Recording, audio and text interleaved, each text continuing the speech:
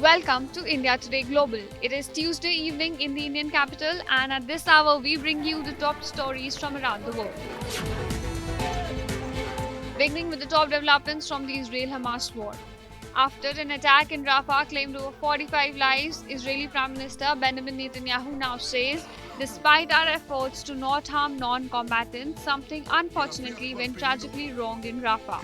This as Washington told Israel to take every precaution possible to protect civilians.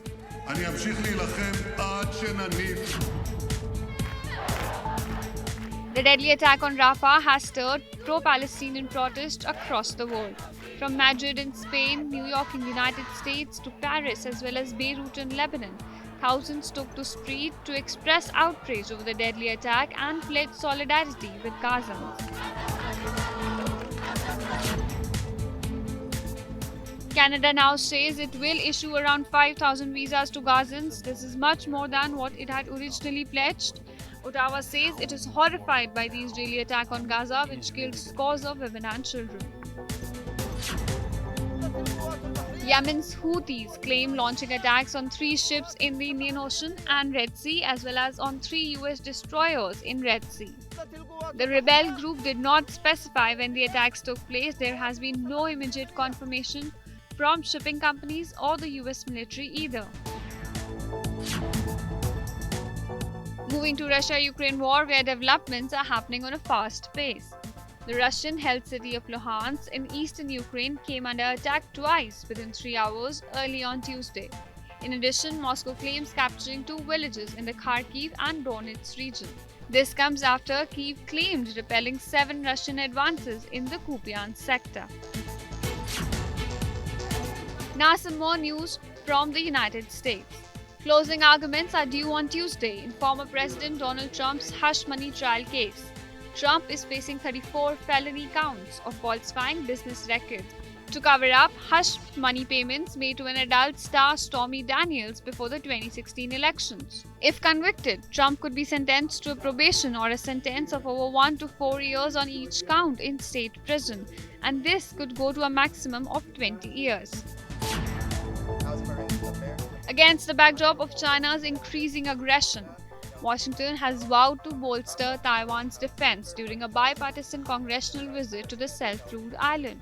This comes after China conducted punishment drills around Taiwan in response to what it claims to be the newly elected president Lai Ching-te's separatist acts. With tensions soaring in the South China Sea, Beijing and Washington have agreed to maintain dialogue and manage risks during consultation held on maritime affairs. Beijing says both sides exchanged views last Friday and have agreed to continue dialogue to avoid misunderstandings and miscalculations. China also urged the United States to refrain from intervening in disputes between Beijing and its neighbors. Moving on, South Korea has released a video showing North Korea's failed satellite launch. The 1-minute black and white video shows the North's new satellite carrier exploding and flashing in the air. The video was captured by the observation device of South Korea's patrol vessel in the northwestern islands. Moving on to UK now, Conservatives have promised to cut taxes for pensioners if they win elections. We have so much to be proud of. Under the plan, the personal allowance for pensioners will increase by at least 2.5%. Prime Minister Rishi Sunak says the scheme shows we're on the side of pensioners. This comes after the leader announced a plan requiring 18-year-olds to perform mandatory national service. Locals continue to search for the missing after a massive landslide struck Papua New Guinea villages and killed over 2,000 people. Thousands have been ordered to evacuate from the path of a still active landslide as rescue efforts continue at a slow pace. So that's it for today. Stay tuned at India Today Global for more such updates.